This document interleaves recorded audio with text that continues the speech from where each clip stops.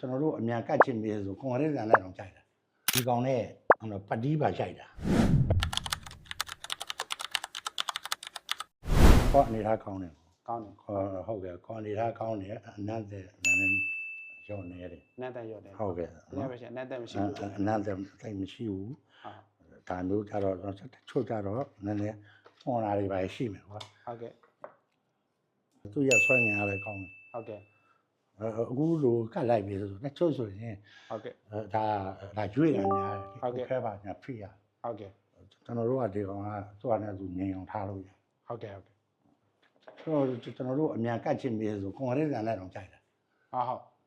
အကော်ရီမပြေးအောင်လေဟုတ်ကဲ့ကော်မပြေးအောင်တချို့ကြတော့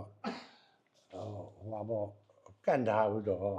မအိတ်တာရှိတယ်စေးတာမကက်တပတ်10ရက်လောက်ဟုတ်ကဲ့ကျွန်တော်ဆက်တင်လို့မရဘူးဟုတ်ကဲ့ဆက်တင်ရင်ဂျာတွေကနည်းနည်းလေး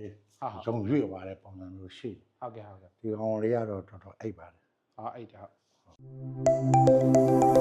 တ်